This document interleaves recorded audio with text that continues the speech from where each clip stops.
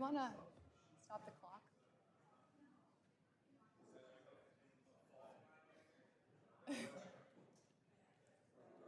You can't talk to each other that way.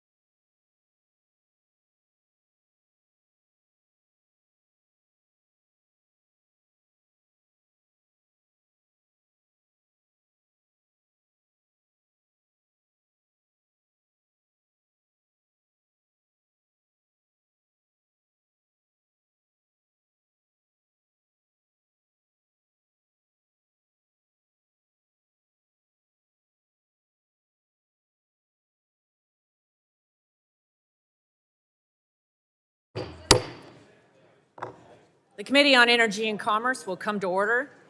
The chair recognizes herself for an opening statement. Today, we are marking up the Energy and Commerce Authorization and Oversight Plan for the 118th Congress. This is a key part of our efforts on this committee to restore trust and confidence in representative government. We have a responsibility to conduct oversight. to get answers on behalf of those we serve, and to ensure accountability so the government is responsive to the people. The government cannot betray the just powers consented to it by the governed. For 227 years, the Energy and Commerce Committee has been on the forefront of the most important issues before us as a nation. Millions of people are depending on us. Unfortunately, today, there is this overwhelming sense that government is making lives harder for people with more inflation, more spending, higher energy costs, higher medical bills, and more crime. We have a lot of work to do to make people's lives better, and that is why our markup today to pass this plan is so important. Our oversight work will inform how we hold the Biden administration accountable, legislate, and plow the hard ground necessary to deliver results. This shouldn't be a partisan exercise. We will do the hard work of reclaiming Congress's Article I authority to reauthorize expired programs that are running on autopilot. For years, I've warned that when Congress delegates its power, the people's representatives become irrelevant, and therefore, the people of this great nation become irrelevant to a growing bureaucracy that isn't accountable to them. It shouldn't be this way. Executive agencies cannot continue to be disconnected or hostile to their core mission to serve we, the people. Across the board, we have a lot of work to do. Our robust oversight agenda is just the beginning. As I said yesterday in our joint Oversight and Health Subcommittee hearing with President Biden's public health officials, the American people deserve full accountability and transparency, nothing less. Let's come together to make sure we meet our responsibilities that made America the greatest experiment in self-governance the world has ever known. Thank you, and I look forward to adopting our authorizing and oversight plan this morning. Now recognize my friend, gentleman from New Jersey, Mr. Pallone, for 5 minutes for an opening statement. Thank you, Chairwoman Rodgers. Today, we're meeting to mark up the Republican majority's authorization and oversight plan, which sheds some light on Republicans' priorities for this Congress. While there are some areas that are ripe for bipartisan collaboration, I'm disappointed to say that this Republican authorization and oversight plan outlines clear intention to undermine the tremendous progress we made in the last Congress. The American people want a Congress that works for them, not wealthy corporate interests. A Congress that meets the needs of everyday Americans, not one focused on cutting the critical programs they rely on and crippling the agencies that make these programs possible. Unfortunately, this authorization and oversight plan signals intentions to give handouts to the fossil fuel industry, neglect the urgency of a growing climate crisis, cut regulations at the expense of consumers, jeopardize health care affordability, and make cuts to Medicare and Medicaid. Moreover, instead of planning to conduct oversight of Big Pharma's outrageous price hikes on Americans, Republicans introduced legislation last week that would repeal the $35 a month cap on insulin for seniors and Medicare's ability to negotiate lower drug prices. So we as Democrats will aggressively oppose these actions, which would have a devastating and lasting impact on our nation's future. So today we'll be offering some amendments to help get this plan back on track, and I hope my Republican colleagues will support these efforts. And again, I thank Chairwoman Rodgers. Thank you in particular for postponing this oversight plan till today, so we actually did have an opportunity to read it and come up with these amendments. And I yield back. Thank you. Are there any further opening statements? The chair calls up the resolution to adopt the committee authorization and oversight plan for the 118th Congress and asks the clerk to report. Authorization and oversight plan of the Committee on Energy and Commerce, U.S. House of Representatives, 118th Congress. Without objection, the first reading of the resolution is dispensed with. The resolution will be open for amendment at any point. Are there amendments? For what purpose does the lady from Michigan seek recognition? To offer an amendment. Ladies recognized. IDC 7, Amendment 7. Clerk will report the amendment.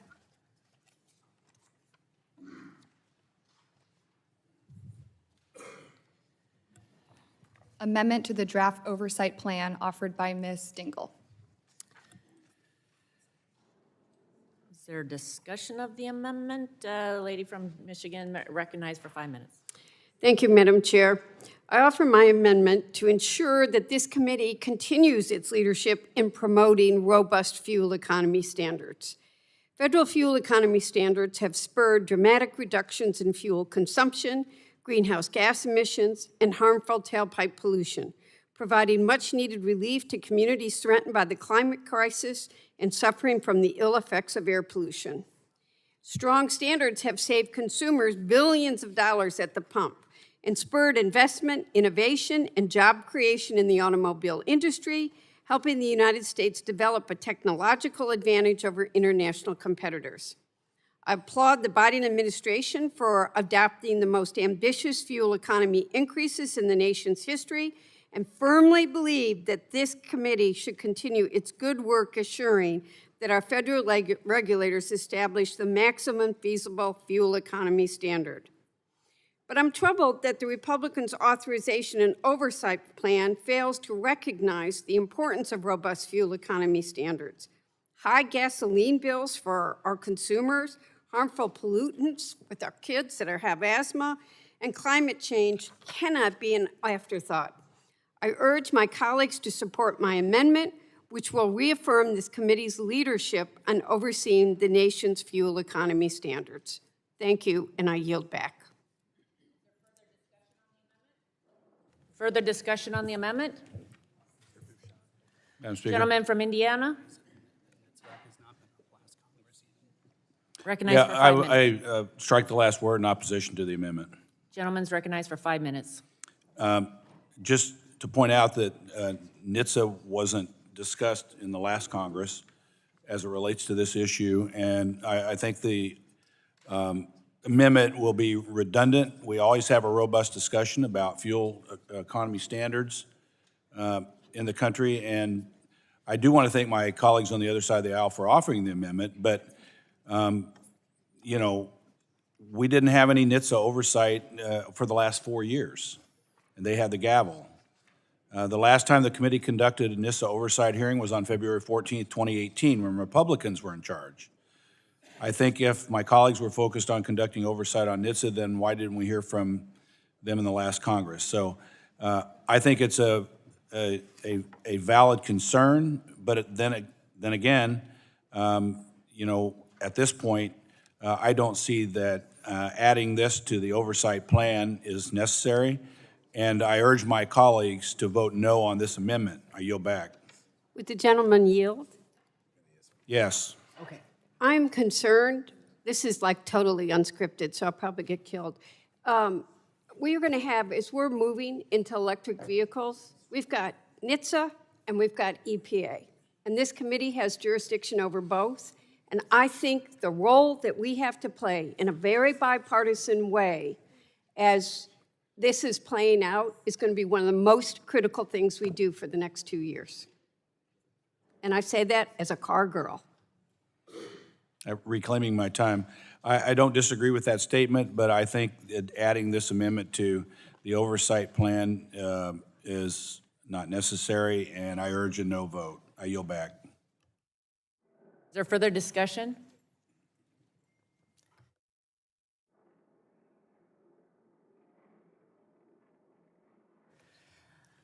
Lady from Illinois, for what purpose? You seek I just want to speak in favor of my colleague's resolution to include NHTSA. You know, she pointed out that we are absolutely moving forward when it comes to auto safety. We want to have the autonomous vehicles. This is going to be heavy on the agenda. This is not, the importance of this amendment is to make sure that all of the resources that we have to help us move forward together in a bipartisan way makes a whole lot of sense. And NHTSA definitely is going to, can have a very important and helpful way for us. This isn't any kind of a gotcha idea. This is a help for all of us to move forward on the important issues that we're going to have. And NHTSA maybe should have been included in the past, but now I think certainly should be included going forward. So I want to speak in favor of the Congresswoman's amendment. Is there any further discussion?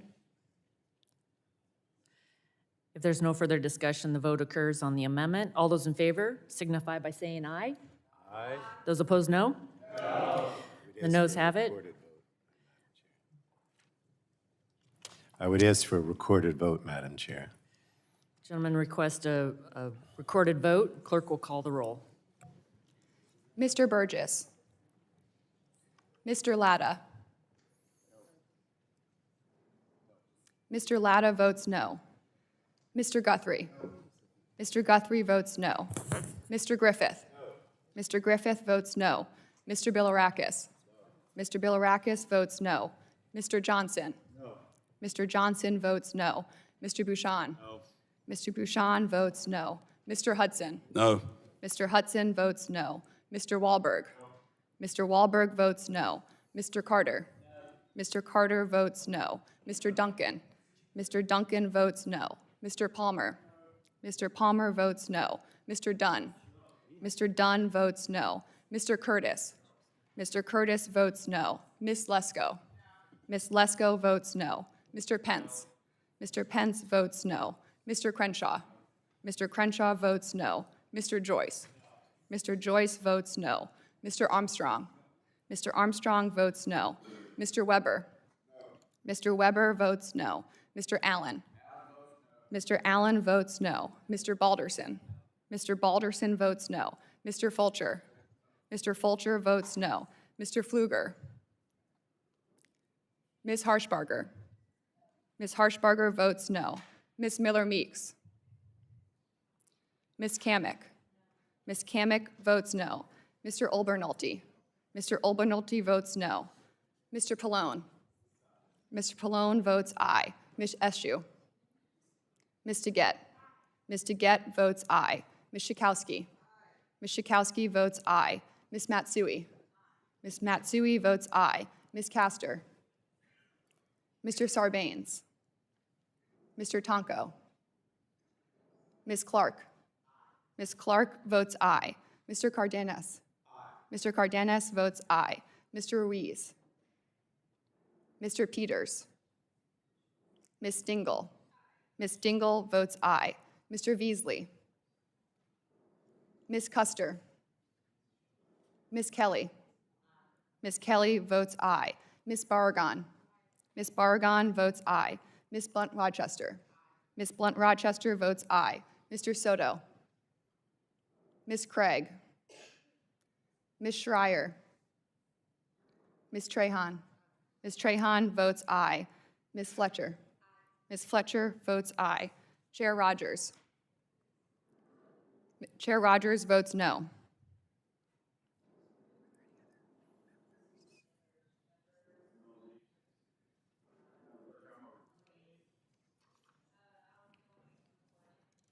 Miller-Meeks is not recorded. Miller-Meeks is a no. Ms. Miller-Meeks votes no. Mr. Veasley is not recorded. Mr. Veasley votes aye.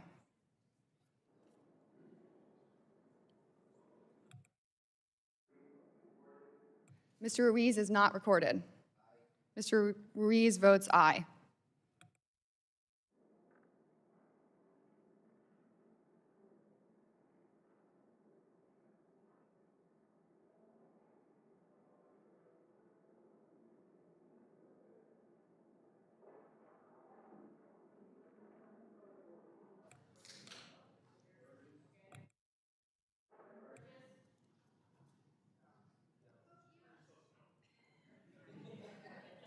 Mr. Burgess votes no.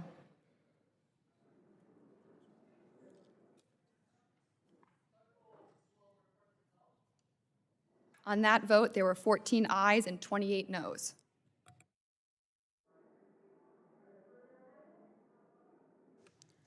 Madam Chair, I have an amendment at the desk. From California, Clerk will report the amendment.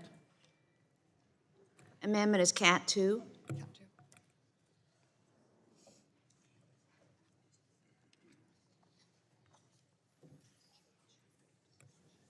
Amendment to the draft Oversight Plan, broadband affordability.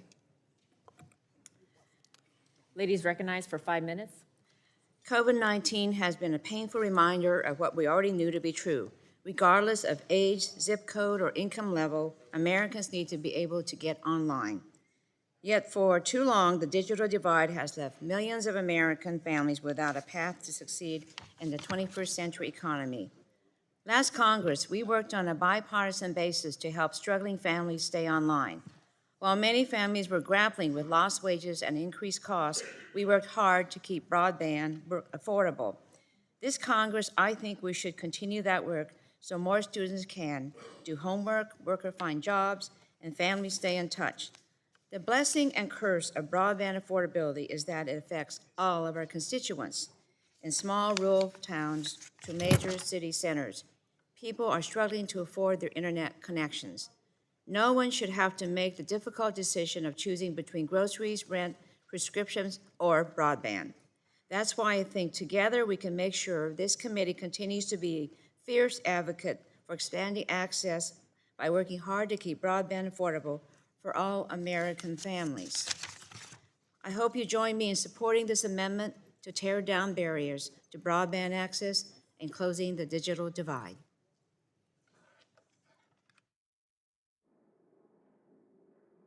Is there further discussion on the amendment? Madam Chair, I move to strike the last word. Dr. Joyce is recognized for 5 minutes.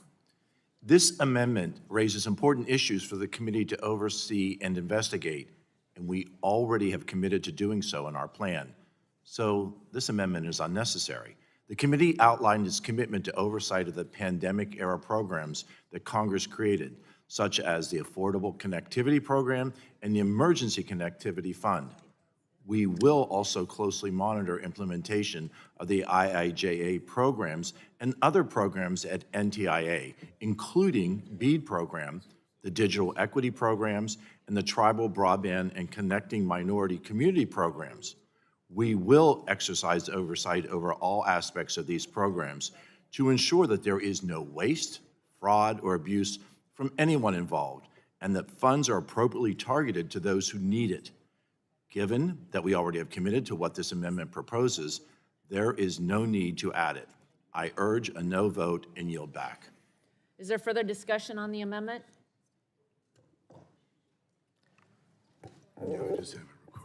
Okay, if there's no further discussion, a recorded vote has been requested. The clerk will call the roll. Mr. Burgess. Mr. Burgess votes no. Mr. Latta. Mr. Latta votes no. Mr. Guthrie. Mr. Guthrie votes no. Mr. Griffith. Mr. Griffith votes no. Mr. Bilirakis. Mr. Bilirakis votes no. Mr. Johnson. Mr. Johnson votes no. Mr. Bouchon. Mr. Bouchon votes no. Mr. Hudson. No. Mr. Hudson votes no. Mr. Wahlberg. Mr. Wahlberg votes no. Mr. Carter. Mr. Carter votes no. Mr. Duncan. Mr. Duncan votes no. Mr. Palmer. Mr. Palmer votes no. Mr. Dunn. Mr. Dunn votes no. Mr. Curtis. Mr. Curtis votes no. Ms. Lesko. Ms. Lesko votes no. Mr. Pence. Mr. Pence votes no. Mr. Crenshaw. No. Mr. Crenshaw votes no. Mr. Joyce. Mr. Joyce votes no. Mr. Armstrong. Mr. Armstrong votes no. Mr. Weber. Mr. Weber votes no. Mr. Allen. Mr. Allen votes no. Mr. Balderson. Mr. Balderson votes no. Mr. Fulcher. Mr. Fulcher votes no. Mr. Pfluger. Mr. Pfluger votes no. Ms. Harshbarger. Ms. Harshbarger votes no. Ms. Miller-Meeks. Ms. Miller-Meeks votes no. Ms. Kamick. Ms. Kamick votes no. Mr. Olbernolte. Mr. Olbernolte votes no.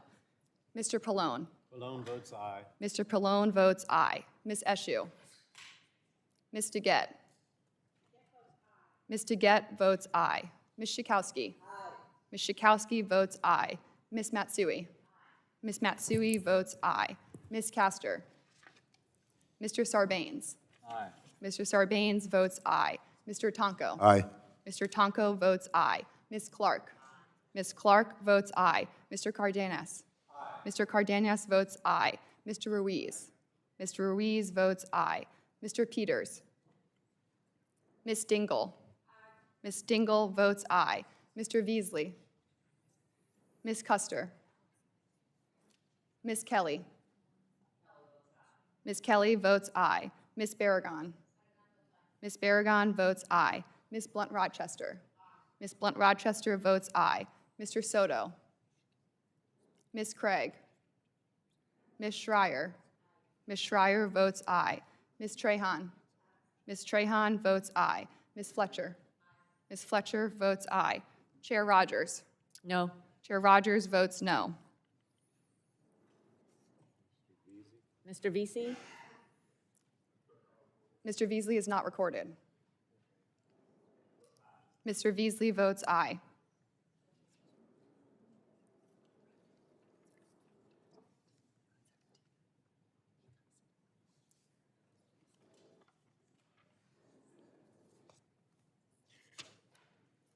Clerk will report the result.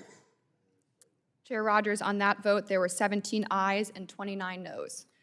The amendment is not agreed to. Are there further amendments?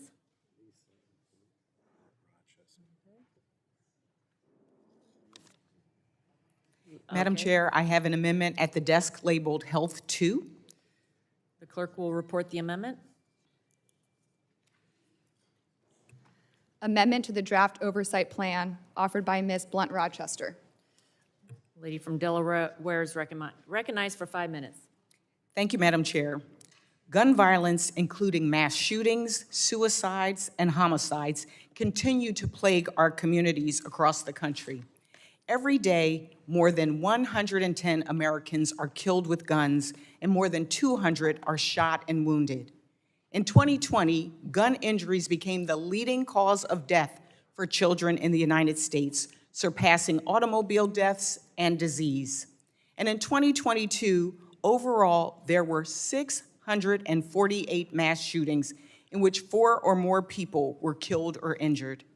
Last Congress, after nearly 30 years of gridlock, horrific mass shootings, and countless innocent lives lost, members from both sides of the aisle came together to pass the bipartisan Safer Communities Act, the most significant gun violence reduction legislation in decades. But there is a lot more work to be done to end America's gun violence epidemic and build a safer future for families across our country. Addressing the gun violence epidemic should be a bipartisan priority for this committee, and I am concerned that the proposed oversight plan does not include any committee activity related to addressing gun violence. This is why I'm offering this amendment to continue this committee's oversight of agency actions to address the impact of gun violence on public health and the mental health of our children. Thank you, and I yield back. Is there further discussion on the amendment? Gentlemen, Mr. Hudson's recognized for 5 minutes. Thank you. I move to strike the last word. As the father of a first grader, I'm not blind to the increase in violent crime, and I recognize the need to do everything we can to protect our students when they're in school. In fact, this has been one of my priorities since I first got to Congress. That's why I've introduced legislation in the past, like the STOP 2 Act, last Congress, to provide critical mental health counseling to our nation's school to reach these troubled students before they reach a breaking point. Imagine if we'd had a guidance counselor intervene with the Uvalde shooter before he dropped out of high school. That's how we're going to solve this crisis. We even offered this legislation as a motion to recommit last Congress, and every single Democrat voted against it. In fact, many of these provisions were included in legislation that my colleague just mentioned that was signed into law last Congress. This past June, the Safer Communities Act, signed into law, included $15 billion in mental health and school safety funding, and that language was taken directly from legislation I wrote. Additionally, the Consolidated Appropriations Act from 2020 to 2022 provided $12.5 million per year to NIH to conduct research on firearm injury and mortality prevention. This is something I've fought for year after year. The CDC is also conducting research to identify risk and protective factors associated with firearms violence. Our oversight plan, if you look at page 5 under section mental health crisis, covers this exact issue. It says that the committee will examine regulations drafted under 21st Century Cures Act, which under Republican leadership was the largest mental health reform in a generation. It mentions the Consolidated Appropriations Act. It says that we're going to examine these very carefully. So that this is already included. This is duplicative. It's covered under our plan. Committee should focus on continuing our legacy to advance bipartisan solutions that will improve access to health care for Americans and ensuring agencies focus on their intended purpose. And I would ask my colleagues, if this is indeed a priority for all of us, why didn't you do anything about this in the last 2 years when you had the majority? My colleague mentioned that our plan isn't good enough. Well, last Congress, the Democrat majority didn't even offer a plan. And so I think what we're seeing here is a little bit of theater, folks, and it's a shame because this committee has a long history of bipartisan work. And this is an issue that's too important to play political games. And I believe this amendment is nothing but a political football. And so I think we should vote this down. But let me say to my colleague, I commit to work with you on this. Again, I've dedicated my time in Congress to this issue. And if we want to help end this scourge of violence, I pledge to work with you to let's address the actual causes of this violence. My sister was a guidance counselor in the public school system. And I learned from her how overworked our guidance counselors are. They have to administer tests. They have hundreds of students that they're responsible for. My sister said if she added up all of her time, and if she gave each kid equal time, she would have a few minutes each year with each kid. That's why the legislation that I wrote that was included in the Safer Communities Act last June is so important, because we're going to put more guidance counselors in schools. What if we were able to put one guidance counselor in every school in America who focuses on the troubled kids in that school? We're talking about generational change by intervening before these kids reach a crisis point. That's how we're going to end this scourge.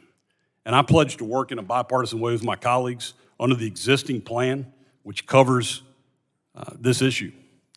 And I believe we can make a difference. I think we can be proud of our time here together. Gentleman yield. Will the gentleman? I'll yield to Mr. Burgess. I appreciate him bringing this up. I appreciate his work. As you know, Drew Ferguson of Georgia and I have worked on the behavioral intervention guidelines that also was passed in the last Congress. I do think this is an appropriate place where we should focus. But I'll also just point out that Secretary Azar came and testified during his views and estimates on the budget in the previous administration. He talked about the data collection of the CDC. We just had a very lengthy oversight hearing on the CDC, and one of the problems is they silo their data and it's not operational. That's one of the places where I think we could all work together. I thank the gentleman for yielding. Thank you for his work on this, and I'll yield back. Well, I thank the gentleman. I think that's a good point. I think, listen, we've passed some pretty good legislation over the last few years, and it is the intention of this majority to do vigorous oversight. You know, the last 2 years we had no oversight. Last 2 years we had no hearing on this topic. We're in charge now, and we're going to focus on this, and I look forward to doing it in a very bipartisan way. This is not a political issue for me as a father. This is a hard issue, and I look forward to working with the members of this committee going forward. And with that, I yield back. Is there further discussion? Gentleman from California, Mr. Cardenas. Move to strike the last word. Gentleman's recognized for 5 minutes. Thank you, Madam Chair. Appreciate this opportunity for us to have this dialogue, but I want to set the record straight. The gun violence bill that passed the House of Representatives in the last Congress didn't receive Republican votes. So I just want to set that for the record. We are in the committee with the largest, broadest jurisdiction of any policy committee in the House of Representatives. For us to not claim responsibility for the dialogue and the policy and the discussions and the moving forward to make America safer for all Americans would be derelict of the duties of the Energy and Commerce Committee, in my opinion. I'm a father too, and I'm a grandfather. And I happen to have a brother who is a doctor of psychology. And for most of his career, spanning decades, he has worked with youth in our high school that we attended and youth throughout our community. And let me tell you, violence and gun violence is not only something that is a problem in this country, it's an epidemic. In fact, in the United States of America, so far in 2023, we've had more mass shootings than days in the year. Yes, in our great country. It would be a dereliction of duty if we did not make sure that this committee worked to address these issues, hopefully in a bipartisan way. And it's beyond me that there are hundreds of members of the United States Congress that refuse to acknowledge that guns have anything to do with it. We have more guns in America than people. We have more deaths by gun violence in the United States of America than some countries who've been at war and civil war. In the United States of America, we lose more lives to gun violence than almost any country on the planet. And we are the United States Congress. We are the House of Representatives. We are the Energy and Commerce Committee. And it is incumbent upon us to recognize our responsibility to make sure that our streets are safer. Yes, for our children and our grandchildren and for generations to come. This is a health issue, ladies and gentlemen, a physical health by the lives that are taken and mental health by the lives that are left behind when these tragic incidences take place in numbers that are shocking, but yet at the same time numbing. There's a lot more that I'd like to say, but I just want to ask the maker of the motion if she would like the remainder of my time. Thank you, Mr. Cardenas. I yield. I just want to first thank Mr. Hudson for your comments, also for highlighting page 5 on the plan. But I guess I go back to what our chairwoman, McMorris Rodgers, said, that we as a committee have a responsibility. We just passed bipartisan legislation because we are all feeling the impacts of gun violence in our communities. And just like you got provisions in the bill, so did I. And I'd like to see us have oversight over those things that we all fought for. And so that's why I made put the amendment forward, because I feel that this needs to be front and center. And we need to hold everybody accountable and make sure that we're getting the intended results. And so I thank you for your offer to work with us. But I would encourage all of my colleagues that if we don't want to abdicate our responsibilities, here is an opportunity to pass this amendment. Thank you, and I yield back. Gentleman from Utah. Madam Chair, I move to strike the last word. Gentleman's recognized for 5 minutes. I'd like to yield to my colleague, Mr. Hudson. I thank the gentleman, and I thank my colleague for your comments and for the intention of your amendment. I know where your heart is. You and I have worked together on a lot of issues. We're going to work together a lot in the future. And I think that this committee really can make a difference on this issue. I think we really can have an impact. I think we've got to stop lecturing each other on how bad the problem is, because we all understand that. We're all parents and grandparents, and we all seriously want to end this scourge. And so I appreciate the intent. I just still contend that it's duplication, because it's in our plan. It is our intent to address this. And so I would just ask my colleagues to vote no on this amendment, but look forward to working with you going forward. And with that, I'll yield back. Does anyone else seek Would recognition? the gentleman yield? I will, yes, I'll yield my time. Thank you so much. Okay. I'm looking at the plan, and on page 5, it does mention the mental health crisis, but I don't see anywhere in here about the bipartisan bill we just passed or gun violence. And that's why I put forward this amendment, truly in good faith to my colleagues. And I hope that, again, this may be a test for us to see is this really about our responsibilities and our work here in this committee and our focus on the fact that this truly is a public health crisis? We actually did our job and passed something, and now we need to have accountability. And so again, I ask, I don't see it. If you can show me in the plan, that would be helpful. I yield back. I yield to Mr. Hudson. You're doing a great job conducting this, Mr. Curtis. Thank you for yielding. Yeah, I appreciate the question. And so if you look at page 5, we mentioned the Consolidated Appropriations Act, and the Safer Communities Act was included in that Consolidated Appropriations Act. In addition, as I mentioned, $12.5 million of NIH funding. NIH obviously covered under HHS, CDC. And I don't mean this in a nasty way at all, but your side didn't even offer a plan when last Congress, and so this is the way the plans work. Well, we don't put everything specifically. We don't list the hearings we're going to hold in the plan, but all I can tell you is you've got my commitment to work on this. I applaud the chairwoman for this very exhaustive and very good plan that she's put before the committee, and I just can tell you that it's covered, and you've got our commitment to work on it. I don't know how else further to assure you, but Will the gentleman yield? I'll yield back to Mr. Curtis. With all due I respect. have one statement. Okay, I will yield to the Thank you, gentlewoman. Mr. Curtis. Briefly. The last statement is that we just passed this legislation this year, in 2022. So I just respectfully ask my colleagues to think seriously about the addition of this amendment and consider it, because I feel it's missing in the plan. We all agree gun violence is a problem. Here's an opportunity. Thank you, Mr. Curtis, and I yield back. To my two colleagues, I yield back to the chair. Gentleman yields. Is there further discussion on the amendment? Recorded vote has, if there's no further discussion, the vote occurs on the amendment. A recorded vote has been requested. The clerk will call the roll. Mr. Burgess. Votes no. Mr. Burgess votes no. Mr. Latta. No. Mr. Latta votes no. Mr. Guthrie. Mr. Griffith.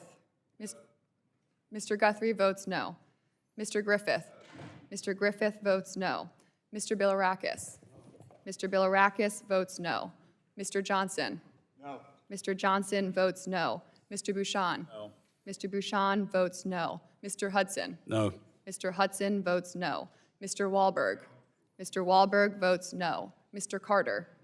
Mr. Carter votes no. Mr. Duncan. Mr. Duncan votes no. Mr. Palmer. Mr. Palmer votes no. Mr. Dunn. Mr. Dunn votes no. Mr. Curtis. Mr. Curtis votes no. Ms. Lesko. Ms. Lesko votes no. Mr. Pence. Mr. Pence votes no. Mr. Crenshaw. Mr. Joyce. Mr. Joyce votes no. Mr. Armstrong. Mr. Armstrong votes no. Mr. Weber. Mr. Weber votes no. Mr. Allen. Mr. Allen votes no. Mr. Balderson. Mr. Balderson votes no. Mr. Fulcher. Mr. Fulcher votes no. Mr. Pfluger.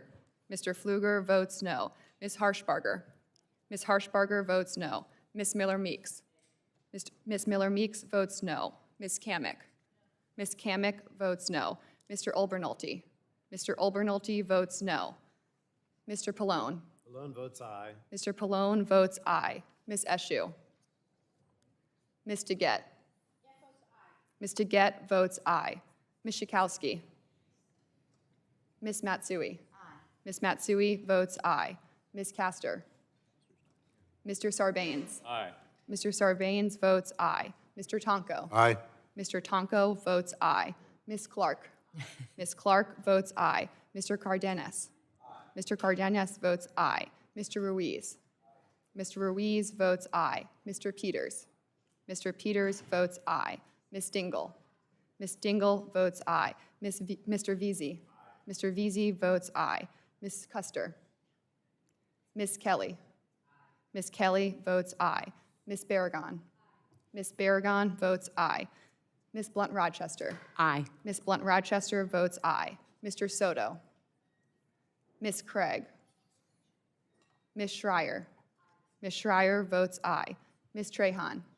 Ms. Trahan votes aye. Ms. Fletcher. Ms. Fletcher votes aye. Chair Rodgers. No? Chair Rodgers votes no.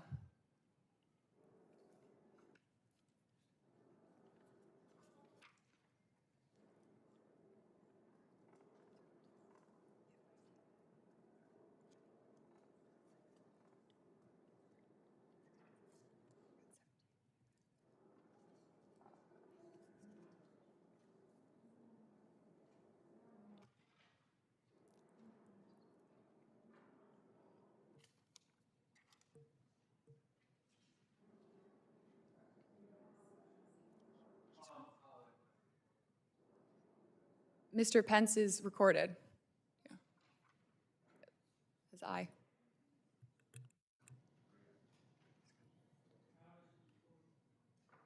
Mr. Palmer? Oh, Mr. Pence is recorded as a no.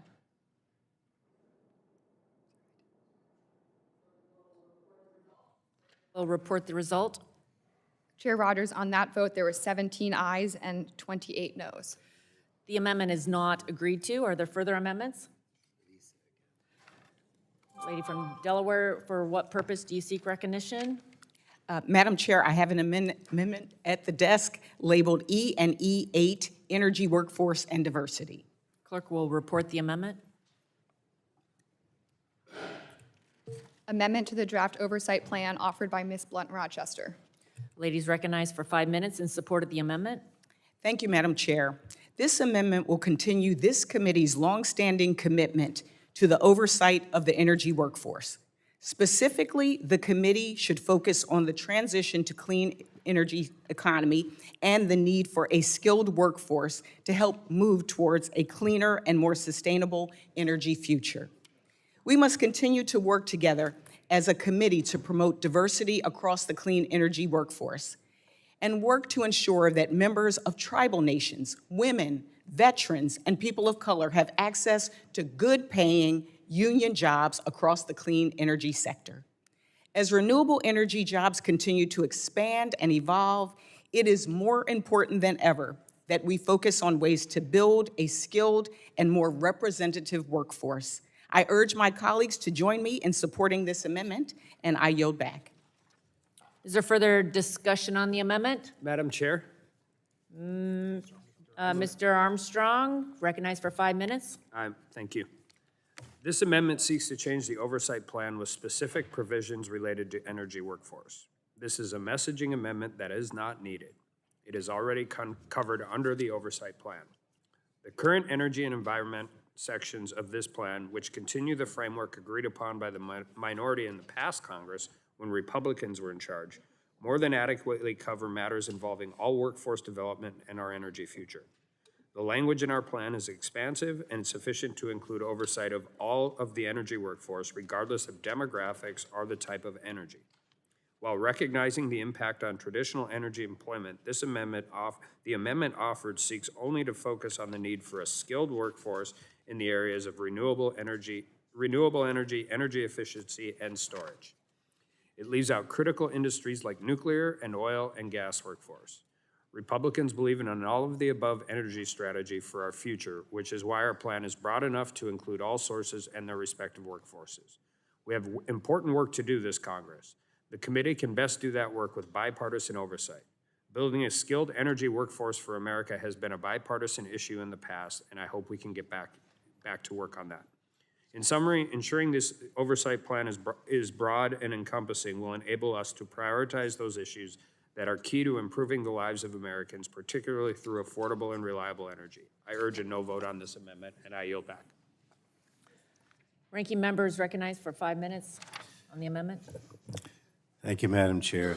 We've heard during the full committee hearing we held last week and during this week's joint subcommittee hearing from members on both sides of the aisle that developing our energy workforce is a priority both sides of the aisle agree upon. In the last few Congresses, we saw bipartisan efforts led by former Energy Subcommittee Chairman Rush and also Representative Hudson again to get a common sense solution across the finish line. And this committee needs to continue to examine how we can develop bipartisan proposals to develop our energy workforce. And while we do this, we have to ensure that communities that have been traditionally excluded from the energy industry are not excluded from them going forward as the energy transition continues. So again, this committee has paid bipartisan attention to this issue in the past. I hope that both sides of the aisle here can pay attention to this issue in the 118th Congress, which is why I do think we need to pass this amendment. And with that, I yield back, Madam Chair.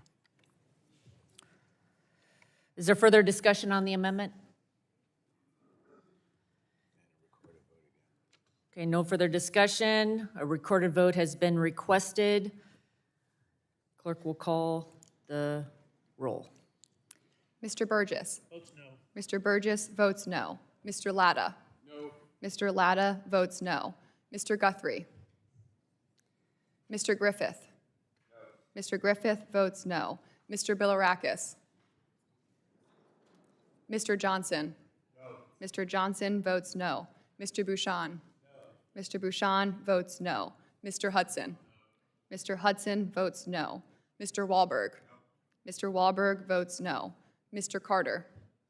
No. Mr. Carter votes no. Mr. Duncan. Mr. Duncan votes no. Mr. Palmer. No. Mr. Palmer votes no. Mr. Dunn. No. Mr. Dunn votes no. Mr. Curtis. Mr. Curtis votes no. Ms. Lesko. Ms. Lesko votes no. Mr. Pence. Mr. Pence votes no. Mr. Crenshaw. Mr. Joyce.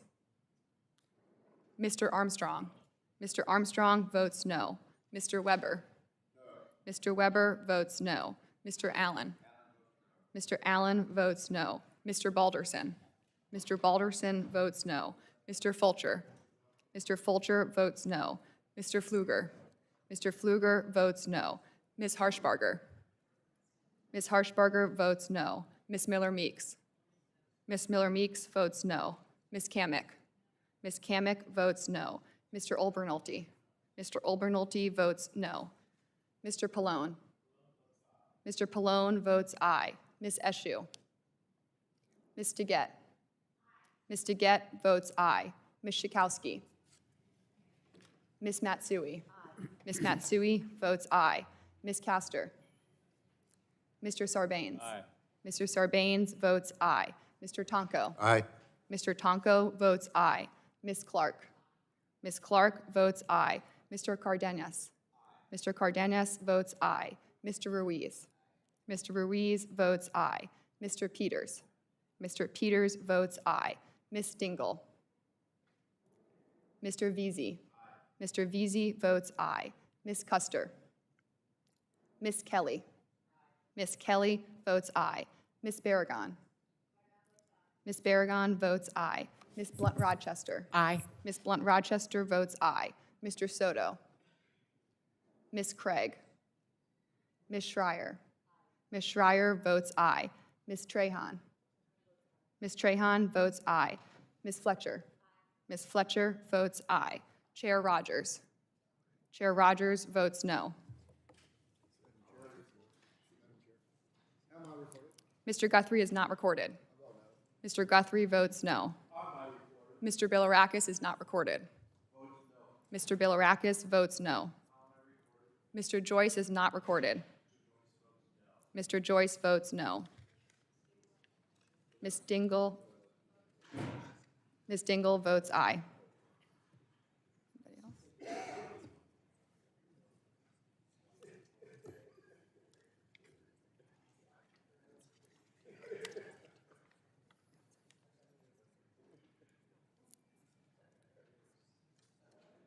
Ready? Clerk will report the result. Chair Rodgers, on that vote, there were 17 ayes and 28 noes. The amendment is not agreed to. Are there further amendments? Madam Chair, I have an amendment at the desk labeled Section 230, Cat 3. Clerk will report the amendment. Amendment to the draft oversight plan offered by Ms. Clark. Lady is recognized for 5 minutes in support of the amendment. Thank you, Madam Chair. The task before us today is to improve and approve the Energy and Commerce Committee's authorization and oversight plan for the 118th Congress. And while I know the document we are discussing is not intended to cover every issue the committee may consider, I think we can all agree that it should reflect the priorities of the committee. I'm heartened to see on page 1 that the committee plans to focus its oversight authority on, and I quote, ensuring laws are adequate to protect the public interest or are being implemented in a manner that protects the public interest, end quote. I'm glad to see that in this document because it is an important part of our work. The amendment I'm offering today fits squarely into that category. It simply adds to the oversight plan an explicit reference to Section 230 of the Communications Decency Act, a statute which is of significant interest to members on both sides of the aisle and has been a topic of discussion in this committee in recent years. There's no doubt that Section 230 has allowed the internet to flourish and has contributed to today's digital economy. But I think there is also bipartisan agreement about the importance of examining how Section 230 is being applied today and whether it has had unintended consequences, considering decades of judicial opinions, some of which have, perhaps, interpreted the statute beyond the intentions of Congress. I recognize this is a complicated, complex discussion, and this amendment does not assume any conclusions, but I think it is important, nonetheless, to acknowledge in this document the committee's jurisdiction over the provision, particularly as other committees in this body have also been discussing it.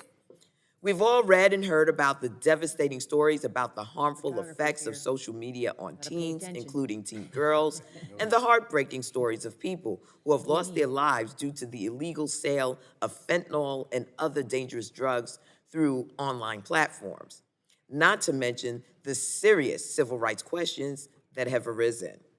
These issues remind us that there is an urgency to our work in examining how and whether Section 230 has a role in these kinds of tragedies and whether its application has prevented online platforms from being held accountable and doesn't incentivize them from preventing these tragedies in the future. So again, this amendment would just insert language into the oversight plan indicating that the committee has important oversight work with respect to Section 230 and is something I think we should all be able to agree upon. I urge my colleagues to vote yes on this amendment, and I yield back the remainder of my time. Discussion on the amendment. Gentleman from Georgia, Mr. Carter, recognized for 5 minutes. Madam Chair, I claim time in opposition to this amendment. Madam Chair, this amendment is redundant. The plan already includes oversight of the internet ecosystem and the Communications Decency Act as a whole. Reforming Section 230 is a top priority for committee Republicans, and we will continue to work the work we started last Congress to hold big tech accountable. We will remove Section 230 protections for big tech and subject them to liability and accountability for censoring constitutionally protected speech. The American people deserve more speech, not less. I urge a no vote on this amendment, and I yield back. Is there further discussion on the amendment? If there's no further discussion, vote occurs on the amendment. A recorded vote has been requested. The clerk will call the roll. Mr. Burgess. Mr. Burgess votes no. Mr. Latta. Mr. Latta votes no. Mr. Guthrie. Mr. Guthrie votes no. Mr. Griffith. Mr. Griffith votes no. Mr. Bilirakis. Mr. Bilirakis votes no. Mr. Johnson. Mr. Johnson votes no. Mr. Bouchon. Mr. Bouchon votes no. Mr. Hudson. Mr. Hudson votes no. Mr. Wahlberg. Mr. Wahlberg votes no. Mr. Carter. Mr. Carter votes no. Mr. Duncan. Mr. Duncan votes no. Mr. Palmer. Mr. Palmer votes no. Mr. Dunn. Mr. Dunn votes no. Mr. Curtis. Mr. Curtis votes no. Ms. Lesko. Ms. Lesko votes no. Mr. Pence. Mr. Pence votes no. Mr. Crenshaw. Mr. Joyce. Mr. Joyce votes no. Mr. Armstrong. Mr. Armstrong votes no. Mr. Weber? Mr. Weber votes no. Mr. Allen? Mr. Allen votes no. Mr. Balderson? Mr. Balderson votes no. Mr. Fulcher? Mr. Fulcher votes no. Mr. Pfluger? Mr. Pfluger votes no. Ms. Harshbarger? Ms. Harshbarger votes no. Ms. Miller-Meeks? Ms. Miller-Meeks votes no. Ms. Kamick? Ms. Kamick votes no. Mr. Olbernolte? Mr. Olbernolte votes no. Mr. Pallone? Pallone votes aye. Mr. Pallone votes aye. Ms. Eshoo? Ms. DeGette? Ms. DeGette votes aye. Ms. Schakowsky? Ms. Matsui? Ms. Matsui votes aye. Ms. Castor? Mr. Sarbanes? Mr. Sarbanes votes aye. Mr. Tonko? Aye. Mr. Tonko votes aye. Ms. Clark? Ms. Clark votes aye. Mr. Cardenas? Mr. Cardenas votes aye. Mr. Ruiz? Mr. Ruiz votes aye. Mr. Peters? Mr. Peters votes aye. Ms. Dingle? Ms. Dingle votes aye. Mr. Veazey? Mr. Veazey votes aye. Ms. Custer? Ms. Kelly? Ms. Kelly votes aye. Ms. Barragon? Aye. Ms. Barragon votes aye. Ms. Blunt Rochester? Aye. Ms. Blunt Rochester votes aye. Mr. Soto? Ms. Craig? Ms. Schreier? Ms. Schreier votes aye. Ms. Trahan? Ms. Trahan votes aye. Ms. Fletcher? Ms. Fletcher votes aye. Chair Rodgers? No? Chair Rodgers votes no.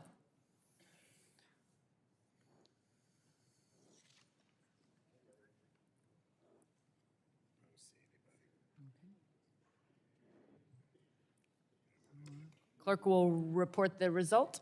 Chair Rodgers, on that vote, there were 17 ayes and 28 noes. The amendment is not agreed to. Are there further amendments? Madam Chairwoman, I have an amendment at the desk. The clerk will report the amendment. It's the amendment to the autonomous vehicles paragraph.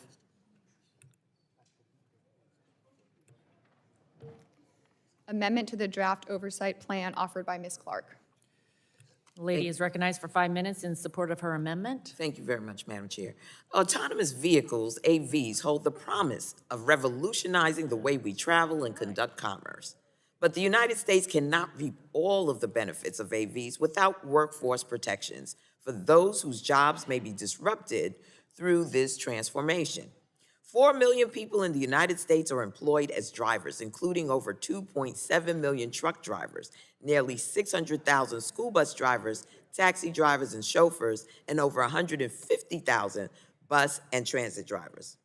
Regrettably, the Republicans' authorization and organization plan fails to mention, let alone address, possible workplace disruptions brought by the deployment of AVs. Their plan also appears to undermine America's fundamental right to seek justice in the courts. When manufacturers fail to design and construct safe vehicles, the American public still has a crucial means of recourse, the courts. When a manufacturer cheats federal emission standards, installs faulty ignition switches, sells defective tires, installs inferior seat belts, designs fire-prone vehicles, and equips vehicles with power windows that endanger children, Americans have access to the courts. When the federal safeguards and manufacturers' goodwill is simply not enough, Americans have access to the courts. And it is this public accountability, Americans' access to the courts, that encourages manufacturers to design vehicles free of defects and issues. But the Republicans' authorization and oversight plan dismisses such lawsuits as frivolous litigation. As we transition to the AV era, consumers' right to seek justice cannot be jeopardized and must be maintained.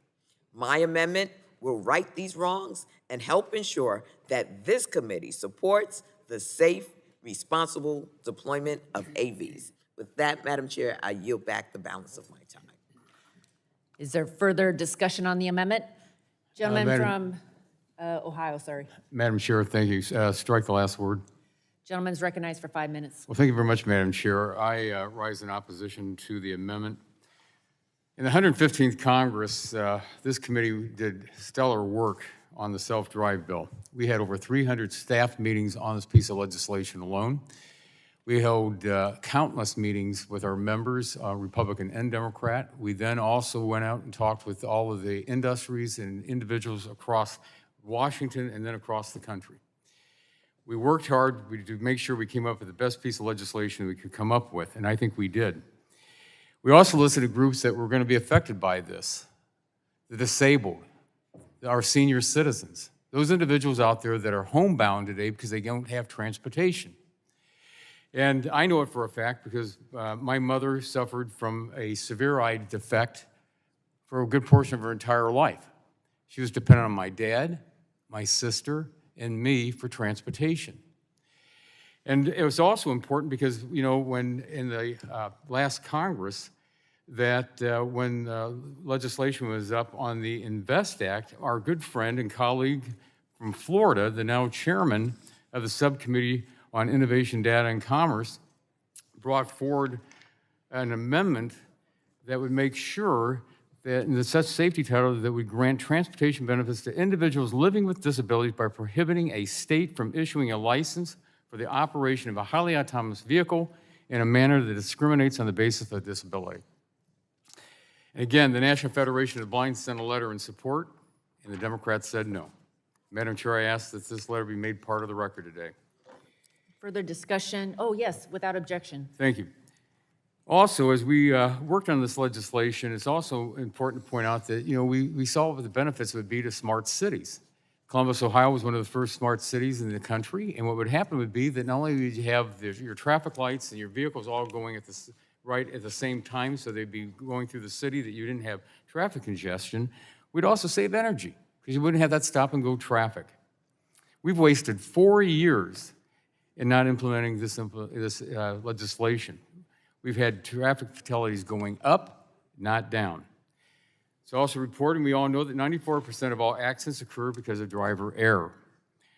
We came together in this committee and passed a great piece of legislation, Republican and Democrats, and it came out unanimously. And that bill passed on the floor on a voice vote. We all know what happened over in the Senate. But let's make our roads safer and put U.S. technology truly in the driver's seat and not Chinese. Madam Chair, I urge a no vote on the amendment. Would the gentleman yield? I yield to my friend. I would like us all to support the gentlewoman from New York's amendment, because I do think that it would prioritize AVs in the way that the document now does not. But I do want to say that I really think that this problem is, the problem that we've been having is with the Senate. And I know it's very easy for me to expound about how bad the Senate is, but it's true, we did come together. And I think that we can come together again on this, but we're gonna have to do some work over in the other body, both amongst Democrats and Republicans there, because every time we've tried to put something together, and a lot of times we've spent a lot of time on it, only to see no action in the other body. So I support this amendment. I think it's important, but I also do want to point out that we've got a lot of work to do with the Senate. They're clearly the problem here. And with that, I yield back. I thank the gentleman, and Madam Chair, I yield back the balance of my time. Is there further discussion on the amendment? Seeing none. The vote occurs on the amendment. A recorded vote has been requested. The clerk will call the roll. Mr. Burgess. Votes no. Mr. Burgess votes no. Mr. Latta. No. Mr. Latta votes no. Mr. Guthrie. Mr. Guthrie votes no. Mr. Griffith. Mr. Griffith votes no. Mr. Bilirakis. Mr. Bilirakis votes no. Mr. Johnson. No. Mr. Johnson votes no. Mr. Bouchon. No. Mr. Bouchon votes no. Mr. Hudson. Mr. Hudson votes no. Mr. Wahlberg. Mr. Wahlberg votes no. Mr. Carter. Mr. Carter votes no. Mr. Duncan. Mr. Duncan votes no. Mr. Palmer. Mr. Palmer votes no. Mr. Dunn. Mr. Dunn votes no. Mr. Curtis. Ms. Lesko. Ms. Lesko votes no. Mr. Pence. Mr. Pence votes no. Mr. Crenshaw. Mr. Joyce. Mr. Joyce votes no. Mr. Armstrong. Mr. Weber. Mr. Weber votes no. Mr. Allen. Mr. Allen votes no. Mr. Balderson. Mr. Balderson votes no. Mr. Fulcher. Mr. Fulcher votes no. Mr. Pfluger. Mr. Pfluger votes no. Ms. Harshbarger. Ms. Harshbarger votes no. Ms. Miller-Meeks. Ms. Miller-Meeks votes no. Ms. Kamick. Ms. Kamick votes no. Mr. Olbernolte. Mr. Olbernolte votes no. Mr. Pallone. Pallone votes aye. Mr. Pallone votes aye. Ms. Eshoo. Ms. DeGette. Ms. DeGette votes aye. Ms. Schakowsky. Ms. Schakowsky votes aye. Ms. Matsui. Ms. Matsui votes aye. Ms. Castor. Mr. Sarbanes. Mr. Sarbanes votes aye. Mr. Tonko. Aye. Mr. Tonko votes aye. Ms. Clark. Ms. Clark votes aye. Mr. Cardenas. Mr. Cardenas votes aye. Mr. Ruiz. Mr. Ruiz votes aye. Mr. Peters. Mr. Peters votes aye. Ms. Dingle. Ms. Dingle votes aye. Mr. Veazey. Mr. Veazey votes aye. Ms. Custer. Ms. Kelly. Ms. Kelly votes aye. Ms. Barragon. Ms. Barragon votes aye. Ms. Blunt Rochester. Aye. Ms. Blunt Rochester votes aye. Mr. Soto. Ms. Craig. Ms. Schreier. Ms. Schreier votes aye. Ms. Trahan. Ms. Trahan votes aye. Ms. Fletcher. Ms. Fletcher votes aye. Chair Rodgers. No? Chair Rodgers votes no.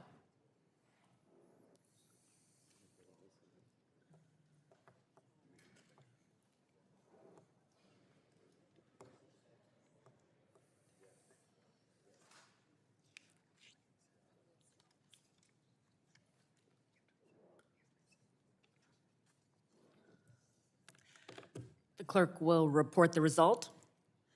Chair Rodgers, on that vote, there were 18 ayes and 26 noes. The amendment is not agreed to. Are there further amendments? Lady from Michigan, for what purpose do you seek recognition? Madam Chair, I have an amendment at the desk. Clerk will report the amendment. Which amendment? ENG/ENV5. Amendment to draft oversight plan offered by Ms. Dingle. Lady is recognized for 5 minutes in support of the amendment. Thank you, Madam Chair. Climate change is the existential crisis of our time. Americans are experiencing the effects of climate change in their everyday lives from one end of this country to the other. More frequent and intense weather events are having impacts on energy, water, resources, and public health. And I know my Republican colleagues have been talking about their interest in climate policy. So I was disappointed when I noticed the plan before us says that the committee will conduct oversight to ensure that international agreements and the EPA's rules are scientifically well-grounded. That sounds like more of the same attacks on every effort to address the immense challenge of climate crisis. That's not a commitment to seriously examine the issue. We cannot continue to double down on the same false solutions. This committee needs to work towards building a cleaner future for all communities and ensuring the clean energy transition works for everyone. Thankfully, the U.S. industry is driving innovation and rapid growth in the clean energy economy. In 2021, the United States set records for clean energy deployment, bringing enough new solar and wind projects online to power 10 million homes. Further, clean energy is the largest job creator in our energy sector. Over 3 million Americans were employed in clean energy jobs in the same year, and these figures are expected to grow. Additionally, the state of Michigan, my home state, and what we want to keep the global center of the automotive industry, is leading the charge in the revolution in mobility and to electrify our transportation sector. More battery, electric, hydrogen, and fuel cell vehicles are rolling off the assembly lines nationwide than ever before, and it's just the beginning for both consumers and workers. The committee must examine ways to build off this work and identify more opportunities that will benefit our constituents and the entire U.S. economy. My Republican colleagues have expressed significant interest in examining opportunities to create new businesses and jobs, and my amendment would do that and more. Democrats have laid the groundwork by passing the single largest climate investment in history as part of the Inflation Reduction Act. This law is expected to reduce emissions by up to 40% by 2030 and will leverage up to $1.7 trillion in new investments over the next 10 years, putting our nation on track to a greener, more resilient future. The law will also create an estimated 9 million jobs, boost local economies, and ensure that those communities that have been disproportionately impacted and overburdened by pollution are not left behind, which is a real danger in the clean energy transition. Now is not the time to change course. We must continue oversight and examine ways we can continue delivering for the American people.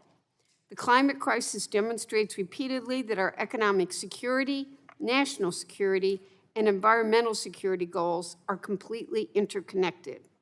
If you agree that we should examine the issues related to climate change, remember that they're all interconnected, including the immense opportunity to address the climate crisis for jobs, the opportunity it presents for creating jobs. I hope you would vote for my amendment. I urge all my colleagues to support this amendment, and I yield back the balance of my time. Further discussion on the amendment? Gentleman from Ohio, Madam Chair, I claim time in opposition of the amendment. Mr. Johnson's recognized for 5 minutes. Madam Chair, this amendment strikes from the plan committee oversight to consider whether the international climate agreements or EPA regulations related to climate are scientifically and statutorily well-grounded. We should want both our domestic and international climate policy to be legal, in other words, statutorily well-grounded, and based on science, including public health science. We should not support striking those two essential oversight considerations when conducting oversight on climate policy. This amendment strikes language providing for essential oversight of the federal government's international and regulatory efforts on climate change. Moreover, the proposed language on the offsets of climate change on human health, specifically with a focus on vulnerable populations, is already covered in the broad language of this plan, both under the existing language and the broader oversight of the Clean Air Act, as is oversight on related resilience, the objective of affordable, reliable energy to make communities, all communities, by the way, prosperous. This committee owes it to the American people to ensure the statutes and science guiding these regulatory decisions are well-grounded. Madam Chair, I urge a no vote on this amendment, and I yield back. Is there further discussion on the amendment? If there's no further discussion, the vote occurs on the amendment.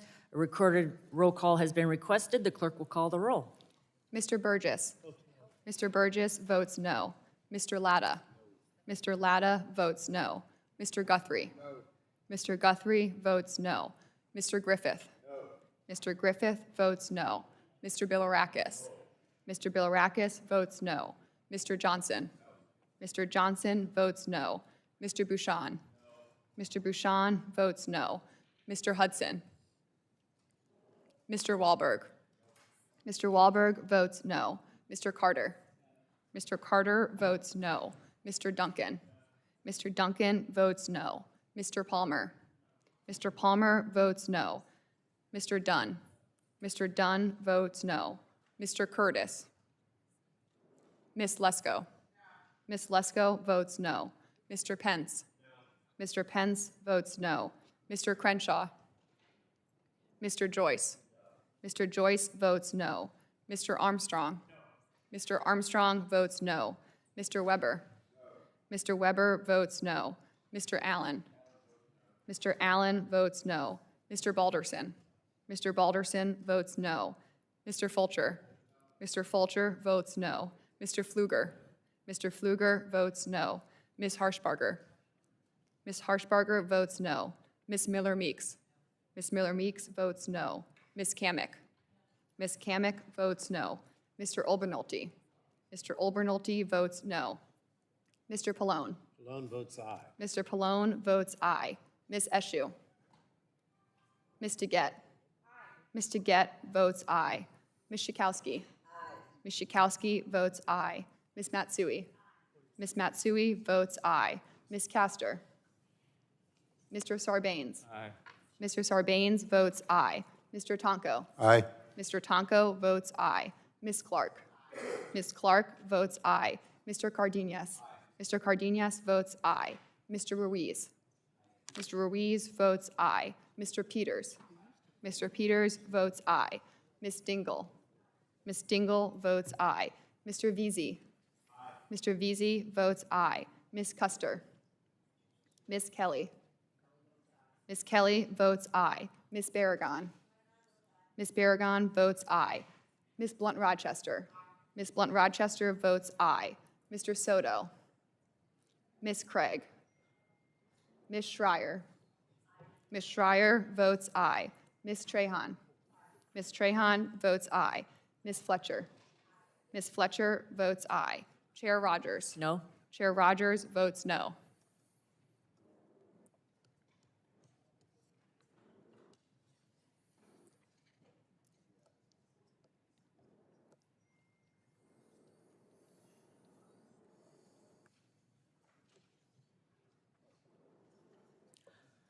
Clerk will report the result. Chair Rodgers, on that vote, there were 18 ayes and 26 noes. The amendment is not agreed to. Are there further amendments? Gentleman from Pennsylvania, Mr. Tonko. New York, New York. New York. Thank you. Mr. Tonko's from New York. Gentleman's recognized. Thank you. For what purpose does the gentleman seek recognition? Okay, thank you, Madam Chair. I have an amendment at the desk. Clerk will report the amendment. Can you clarify which amendment? Sure, it's the Energy Environment 7. Amendment to the draft oversight plan offered by Mr. Tonko.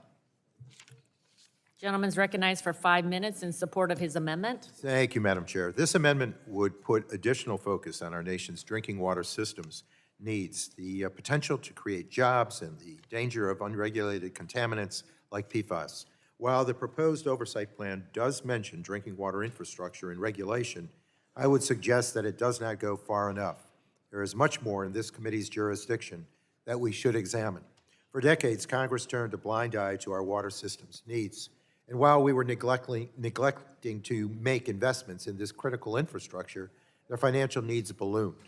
EPA's 6th Drinking Water Infrastructure Needs Survey and Assessment found that over $470 billion will be needed over the next 20 years to maintain and improve the nation's drinking water infrastructure. This estimate does not even include the cost to replace lead service lines in many communities across our country. In almost every congressional district, water systems are struggling with aging infrastructure and widespread unregulated and underregulated contaminants. Communities are spending too much money on emergency repairs and not enough on planned maintenance. It has been clear for more than a decade that the federal government needs to provide greater financial support to our state and local partners. And in the past several years, Congress has stepped up to the plate to provide historic funding for drinking water systems. The bipartisan infrastructure law included more than $50 billion for water infrastructure, including $11.7 billion to the Drinking Water State Revolving Fund, $15 billion to the Drinking Water SRF for lead service line replacement, and $4 billion to the Drinking Water SRF for emerging contaminants. Not only will these funds create jobs and protect public health, but they also included requirements to support projects in disadvantaged communities. It is incumbent upon this committee that we oversee effective implementation of these funds and ensure that the communities that need this assistance the most are able to access it. Similarly, we know water systems will need to deal with new stresses, including affordability challenges and climate-related impacts. We need to make certain that Congress is playing its part to help water systems provide affordable, reliable, and resilient service to all Americans. And finally, the proposed oversight plan calls for an examination of EPA's regulatory actions. Personally, I remain concerned by the agency's lack of action. We continue to wait for a finalized maximum contaminant level for PFOA and PFOS. We know that EPA has struggled to set national drinking water standards since the passage of the State Drinking Water Act amendments in 1996. EPA has acknowledged the problems of many of these dangerous, unregulated contaminants, such as PFOA and PFOS, but has yet to finalize any standards. Our constituents should not have to turn on the tap in fear that it may harm their families. We should examine whether EPA has the resources and authority necessary to make sure that we are continuing to guarantee safe drinking water to all Americans. I know if our committee takes a leadership role on these issues from the outset of this Congress, we can accomplish a great deal and help ensure effective implementation of the historic investments included in last Congress's bipartisan infrastructure law. I urge support of this amendment, Madam Chair, to create a more robust oversight plan for our drinking water, and with that, I yield back. Is there further discussion on the amendment? Gentleman from Ohio, Mr. Johnson, recognized for 5 minutes. Madam Chair, I claim time in opposition to the Tonko amendment. Gentleman's recognized. Madam Chair, I oppose to the extent this amendment tries to reframe and refocus the committee's entire oversight. First, it changes the title. Second, it wants the committee to focus on national and state needs. I would submit, after the enormous sums of money that just went out the door for these purposes, that this kind of examination should have occurred before writing those checks. In addition, while I support the provision of safe drinking water, we cannot expect municipalities to take care of their assets if we just keep throwing federal money at them. It's not sustainable. Third, it talks about changing the law for job creation. We already did that in 2018, and the Senate infrastructure law did it too. Finally, this amendment calls for oversight of regulatory efforts by EPA. This is already covered in a couple of places in the report, including this section. With all due respect, this is an attempt by Democrats to have set-aside oversight for their policy priorities. The voters have sent us here to do something else. And I urge a no vote, and I yield back, Madam Chair. Gentleman from the ranking member is recognized for 5 minutes. Thank you, Madam Chair. I support this amendment, and I do think it's important. I listened to what the gentleman from Ohio said, and the bottom line is that we do think that this is a policy priority, which is why we would like to see, or one of the reasons we'd like to see this amendment passed. And I disagree with the gentleman from Ohio with regard to the federal role, I think, from what he said, in that the states don't have the money. I mean, we know that when we talk about lead pipes, or we talk about Flint or Jackson, some of the other places where there are real problems, the bottom line is that these communities and states don't have the funding and haven't been able to provide the funding, which is why the federal government must step in. I mean, the bottom line is this amendment would strengthen the committee's oversight plan for drinking water infrastructure and regulation, an issue that affects every single one of our districts. And I welcome the majority's inclusion of this topic in the oversight plan, but their draft falls short of what is needed. Mr. Tonko's amendment addresses several important issues in serious need of this committee's attention: funding needs, opportunities for job creation, the ongoing lead crisis, climate change, and emerging contaminants. The Safe Drinking Water Act has not been updated for 20 years, which has put our drinking water at risk. And challenges at drinking water systems in Flint and Jackson, just as examples, have highlighted the need for action, but water systems nationwide are in dire need of dramatic improvements. Now, this committee has, in the last few years, been hard at work investigating these issues and offering solutions. And I do have to say, again, I know it's easy for me to criticize the Senate, but I can't help myself.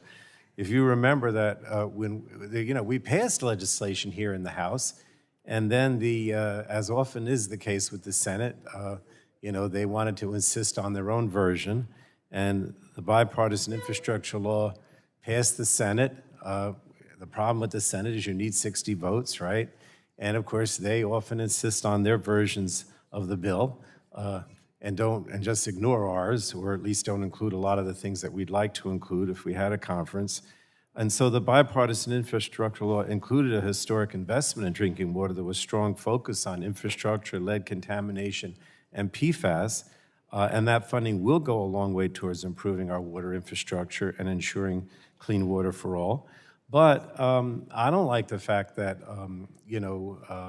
that we don't end up passing authorization bills and everything ends up in the omnibus or the end of the year government spending bill, because it just means that a lot of times what we do here gets postponed and we have to wait for the Senate to get the 60 votes to pass a funding bill, and then we include all these authorizations in there, but it falls short many times because it's an appropriations bill and it doesn't include a lot of the things that we spend time on. And I don't even like the fact that we have to do so much in the lame duck. But unfortunately, this is the reality. The fact of the matter is that more is needed on this issue. My colleagues have put forth proposals like Ranking Member Tonko's Aqua Act, Ms. Blunt Rochester's Low-Income Water Assistance Bill, and Ms. Dingell's leadership on PFAS. And these proposals represent solutions to the outstanding drinking water issues that this committee should take up. I believe safe drinking water is a fundamental right, and our oversight plan should reflect the issues Americans are facing today. It is a priority. When they turn their taps on, they should have clean water. So I encourage my colleagues to support this amendment, and I yield back. Would the gentleman yield for just a moment? Oh, sure. And I do share some of your frustration about. The Rules Committee, is it? No, it's not about the rule. Well, it's about the House rules in general, and I do share some of your concerns about the activities of the Senate. But I just have to say, as a former member of the minority on this committee, I was pretty frustrated the way we were treated, and you complained about things being rolled into big omnibus bills. What about all the stuff that went into reconciliation bills? We might have thought it was a good idea, the part we were working on, but then we got no say whatsoever. So the good news for the gentleman from New Jersey is, under current House rules, you're going to see many more single-issue bills. That's thanks to Mr. Griffith, who pushed that with the Rules Committee very coherently, and he was quite convincing. And it was taken up by Republican leadership. So I just think we could look forward in the remainder of this Congress to the fact that we will have those single-issue bills, and it makes our arguments easier with the other body. Not that anything is ever easy with the other body, but we could be more straightforward. I thank the gentleman. I yield back. I don't want to cut you off, but it's not going to solve our problem with the Senate. We're still going to have to work hard to get these things past the Senate. But I yield back. Further discussion on the amendment? Madam Chair. The Could I be gentleman from, Mr. Griffith? I just want to take this opportunity in case we. For what purpose we is get out of the here. gentleman recognized? If I might take a point of personal privilege. Gentleman's recognized. I have a staffer sitting in the room who's worked with me for nearly 6 years, sitting next to another former staffer, but this is the last hearing she'll be here, and I would just like to say thank you so much for all the hard work that Emily Michael has done for me and for this committee. Thank you.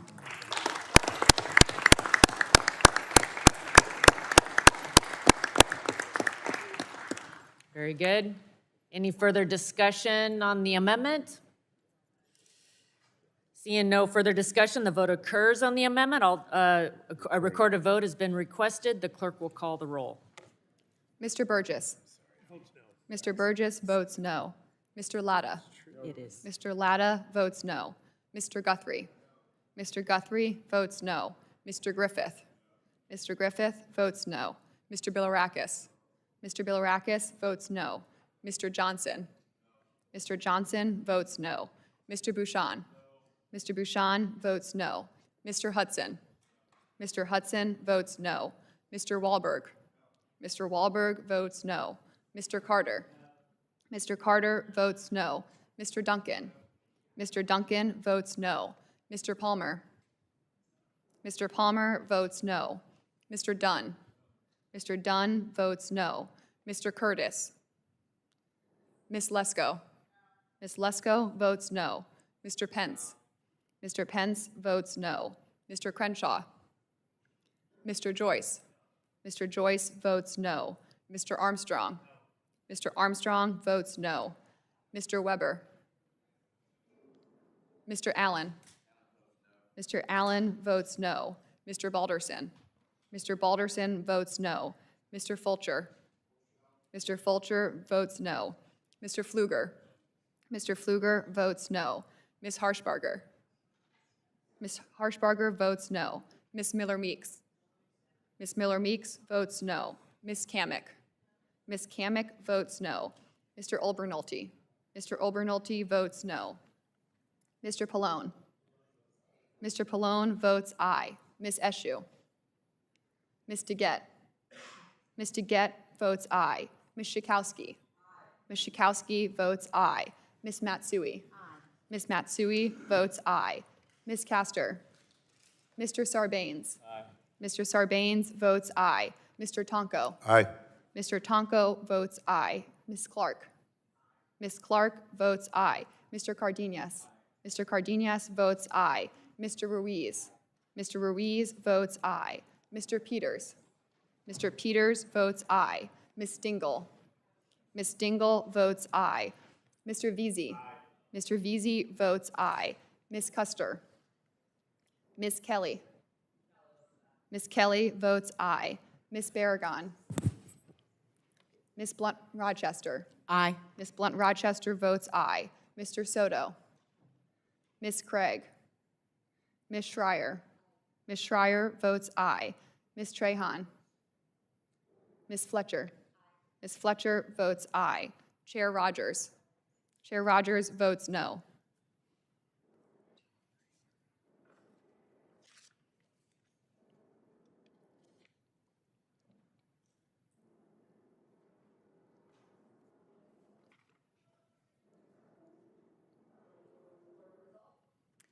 Chair Rodgers, on that vote, there were 16 ayes and 26 noes. The amendment is not agreed to. Are there further amendments?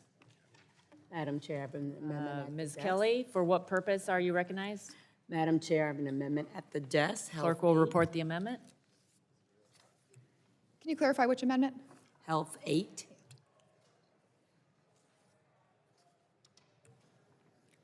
Amendment to the draft oversight plan offered by Ms. Kelly. Thank you. Ladies Last recognized year, for 5 minutes in support of her amendment. Last year, CDC released data showing that 4 in 5 pregnancy-related deaths are preventable. Black and American Indian and Alaska Native women are disproportionately more likely to die due to pregnancy-related causes.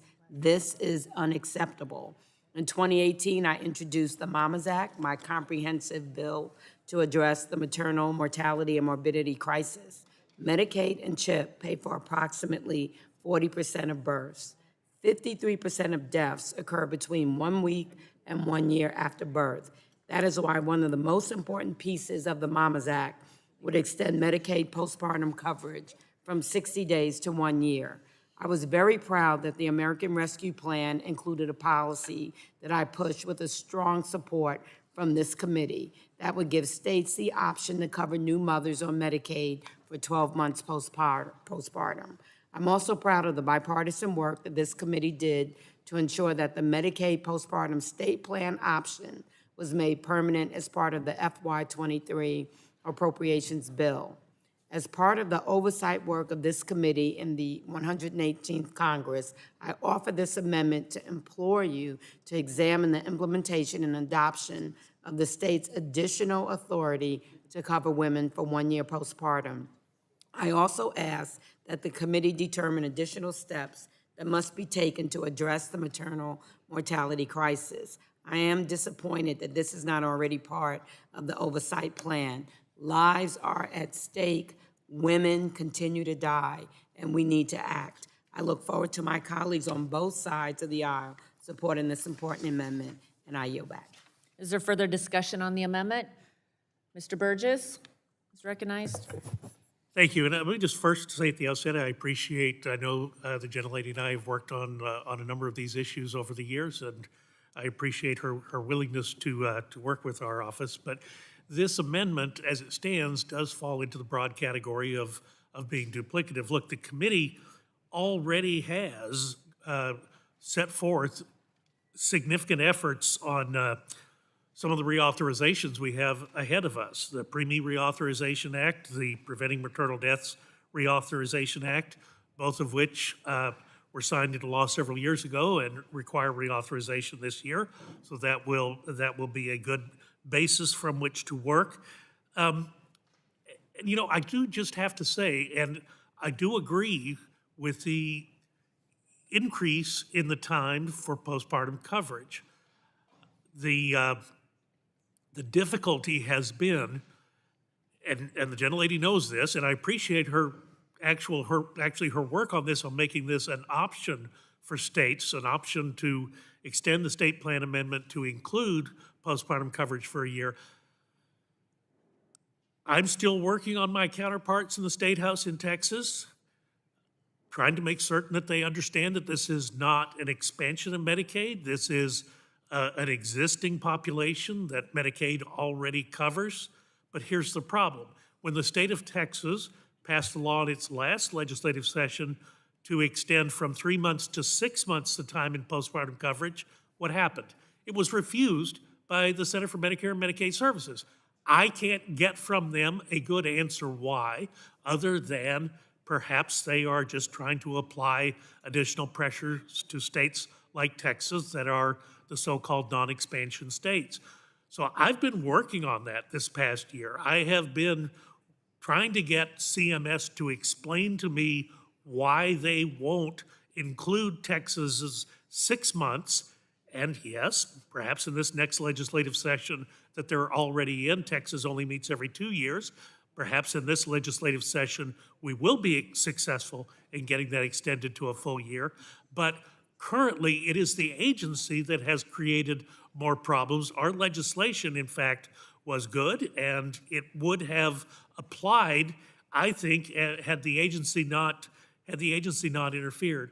Look, there is no person on this committee on either side of the dais that doesn't understand the very devastating nature of maternal mortality. We've had good hearings on this in the past. And I'll just share with you, and I hope the committee takes this seriously, there is variability amongst hospitals in this country. And that is probably where we can focus our oversight activity, and I think that's included as part of the plan, of the broad oversight plan, but that's where we need to focus. It's not so much on just adding additional language to this oversight plan, it's the follow-through. It's looking into the data, and I think we have an obligation to make certain that every hospital in this country is performing up to standards. If they're not, then let's not be punitive. Let's help them understand and get up to those standards. And if they can't, then perhaps this committee would need to take action. But I do appreciate the gentlelady's work on this. I'm going to oppose this amendment and encourage people to vote no on the amendment. I think we've got this covered, and I'll yield back. Will the gentleman yield? Yes, I'll be happy to yield. I also want to comment on this. I agree with the comments of Dr. Burgess, and as a physician, I've also worked on this. I want to focus on what he mentioned about the disparity between different hospital systems. Where Dr. Burgess did his training at Parkland Hospital, testified in front of our committee, and they have outstanding data as it relates to this, and they serve an underprivileged, high density of Medicaid patients. So it's a great thing that we've offered states to extend this by increasing their FMAP if they do for a period of time. But we do need to look at the disparity between hospital systems and hold hospitals that have poor data in this area accountable. There are ways that we can fix this. Parkland Hospital is an example of that, and I'll yield back. Will the gentleman yield? I'll be happy to yield what little time I have left. I don't disagree with what you said, and part of my legislation does deal with looking at best practices. Why does it happen in some hospitals and it does not happen in others? And if there's anything I can do to help with CMS, I would gladly work with you to do that. I'll yield back to the chair. Further discussion on the amendment? Seeing none, the vote will occur on the amendment. A recorded roll call has been requested. The clerk will call the roll. Mr. Burgess. Mr. Burgess votes no. Mr. Latta. Mr. Latta votes no. Mr. Guthrie. Mr. Guthrie votes no. Mr. Griffith. Mr. Griffith votes no. Mr. Bilirakis. Mr. Bilirakis votes no. Mr. Johnson. Mr. Johnson votes no. Mr. Bouchon. Mr. Bouchon votes no. Mr. Hudson. Mr. Hudson votes no. Mr. Wahlberg. Mr. Wahlberg votes no. Mr. Carter. Mr. Carter votes no. Mr. Duncan. Mr. Duncan votes no. Mr. Palmer. Mr. Palmer votes no. Mr. Dunn. Mr. Dunn votes no. Mr. Curtis. Mr. Curtis votes no. Ms. Lesko. Ms. Lesko votes no. Mr. Pence. Mr. Pence votes no. Mr. Crenshaw. Mr. Joyce. Mr. Joyce votes no. Mr. Armstrong. Mr. Armstrong votes no. Mr. Weber. Mr. Weber votes no. Mr. Allen. Mr. Allen votes no. Mr. Balderson. Mr. Balderson votes no. Mr. Fulcher. Mr. Fulcher votes no. Mr. Pfluger. Mr. Pfluger votes no. Ms. Harshbarger. Ms. Harshbarger votes no. Ms. Miller-Meeks. Ms. Miller-Meeks votes no. Ms. Kamick. Ms. Kamick votes no. Mr. Olbernolte. Mr. Olbernolte votes no. Mr. Pallone. Mr. Pallone votes aye. Ms. Eshoo. Ms. DeGette. Ms. DeGette votes aye. Ms. Schakowsky.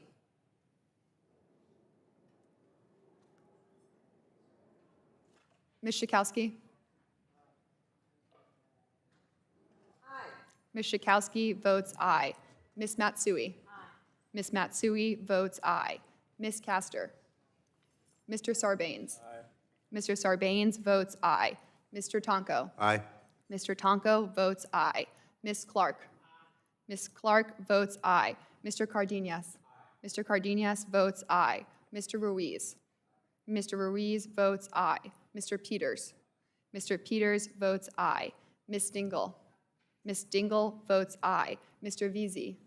Mr. Veazey votes aye. Ms. Custer. Ms. Kelly. Ms. Kelly votes aye. Ms. Barragon. Ms. Blunt-Rochester. Ms. Blunt-Rochester votes aye. Mr. Soto.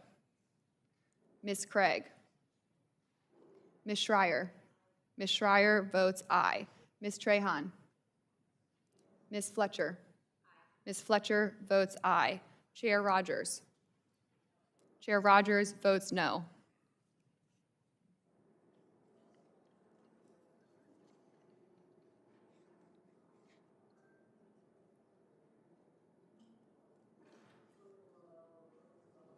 Chair Rodgers, on that vote, there were 16 ayes and 28 noes.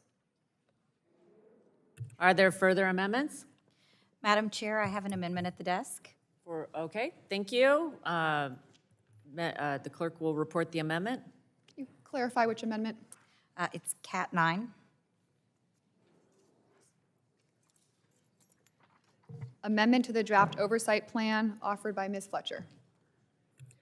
Ladies recognized for 5 minutes in support of the amendment. Ms. Fletcher? Thank you, Madam Chair. As we've discussed throughout this morning, the oversight plan is an important document that can act as a roadmap for the committee's oversight work. And I also believe that members on both sides of the aisle have a shared goal of maintaining and protecting the committee's jurisdiction against encroachment from other committees. And that is why I have submitted this amendment, and I hope that my colleagues on both sides of the aisle will vote yay to assert and protect this committee's important jurisdiction. My amendment reflects the Energy and Commerce Committee's long bipartisan history of exercising its jurisdiction over public safety and emergency communications issues that reach every part of the country and every one of our districts. These emergency communications issues, by their very nature, often involve and invoke multiple agencies and issues within the committee's jurisdiction. These agencies include the FCC and NTIA, as well as the Emergency Communications Division of the Cybersecurity and Infrastructure Security Agency at the Department of Homeland Security. And while I am pleased to see FCC and NTIA included in this document before us today, it appears that the proposed oversight plan for this Congress, the 118th, omits the Emergency Communications Division at CISA, despite being included in past oversight plans, including in the last Congress, and it is an agency well within the committee's purview. So, I hope that, with no pun intended, that this is an oversight in the plan, and that we can simply insert the Emergency Communications Division back into the oversight plan, which is the simple text of the draft of my amendment that's included today. So if my amendment's adopted, it would ensure our bipartisan interest in maintaining the status quo of public safety communications in this section of the oversight plan, which was otherwise unchanged from the 117th Congress. Thank you, and I yield back. Further discussion on the amendment? Madam Chair. For what purpose does the gentleman seek recognition? Thank you, Madam Chair. To strike the last word, speak against the amendment. Gentleman's recognized for 5 minutes. Well, thank you very much, Madam Chair. The amendment is redundant. The plan already includes oversight of public safety communications, including efforts by local, state, and federal government officials. This includes officials from the Emergency Communications Division within the Department of Homeland Security. It also ensures first responders have interoperable communication capabilities is a priority for the committee. And just to digress to when we were having the hearings in here, I can still remember so plainly when FirstNet was up, we were hearing from mainly the federal officials what they wanted, but our state officials were very concerned about what was going on. And I can still remember to this day that officials from Maryland and Ohio came in to testify because we wanted to make sure that everyone was being heard, especially those individuals on the state side. It was a bipartisan effort as we went forward, and so Republicans and Democrats agreed at that time. The committee will examine the progress being made by FirstNet Authority and will conduct oversight regarding the implementation of next generation 911 services. This has been a bipartisan focus of the committee for multiple Congresses. So, Madam Chair, I would ask a no vote on this amendment. Thank you. I yield back. Further discussion on the amendment? Seeing no further discussion, vote occurs on the amendment. A roll call has been requested. The clerk will call the roll. Dr. Burgess. Votes no. Mr. Burgess votes no. Mr. Latta. No. Mr. Latta votes no. Mr. Guthrie. Mr. Guthrie votes no. Mr. Griffith. Mr. Griffith votes no. Mr. Bilirakis. Mr. Johnson. Mr. Johnson votes no. Mr. Bouchon. Mr. Bouchon votes no. Mr. Hudson. Mr. Hudson votes no. Mr. Wahlberg. Mr. Wahlberg votes no. Mr. Carter. Mr. Duncan. Mr. Duncan votes no. Mr. Palmer. Mr. Palmer. Mr. Palmer votes no. Mr. Dunn. Mr. Dunn votes no. Mr. Curtis. Mr. Curtis votes no. Ms. Lesko. Ms. Lesko votes no. Mr. Pence. Mr. Pence votes no. Mr. Crenshaw. Mr. Joyce. Mr. Joyce votes no. Mr. Armstrong. Mr. Armstrong votes no. Mr. Weber. Mr. Weber votes no. Mr. Allen. Mr. Allen votes no. Mr. Balderson. Mr. Balderson votes no. Mr. Fulcher. Mr. Fulcher votes no. Mr. Pfluger. Mr. Pfluger votes no. Ms. Harshbarger. Ms. Harshbarger votes no. Ms. Miller-Meeks. Ms. Miller-Meeks votes no. Ms. Kamick. Ms. Kamick votes no. Mr. Olbernolte. Mr. Olbernolte votes no. Mr. Pallone. Mr. Pallone votes aye. Ms. Eshoo. Ms. DeGette. Ms. DeGette votes aye. Ms. Schakowsky. Ms. Schakowsky votes aye. Ms. Matsui. Ms. Matsui votes aye. Ms. Castor. Mr. Sarbanes. Mr. Sarbanes votes aye. Mr. Tonko. Aye. Mr. Tonko votes aye. Ms. Clark. Ms. Clark votes aye. Mr. Cardenas. Mr. Cardenas votes aye. Mr. Ruiz. Mr. Ruiz votes aye. Mr. Peters. Mr. Peters votes aye.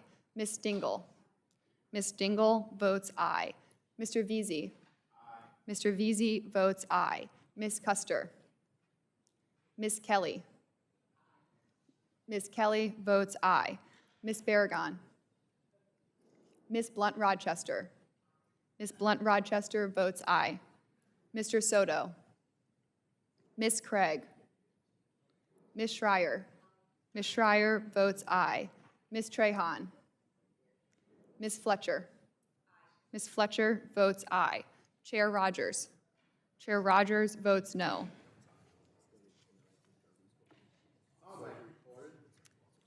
Mr. Bilirakis is not recorded. Mr. Bilirakis votes no. Carter is not recorded. Mr. Carter votes no.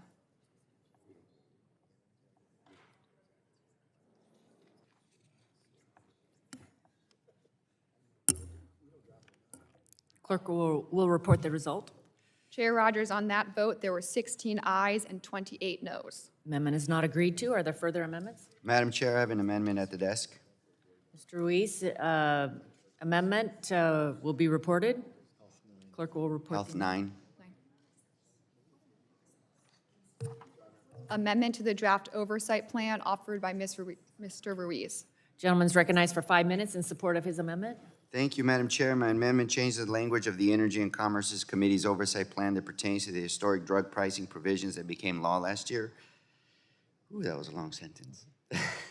The Inflation Reduction Act took concrete steps to cap the out-of-pocket cost of insulin at $35 per month. Empower Medicare to begin negotiating directly for the price of prescription drugs and implement long-term solutions to improve the quality of care in this country.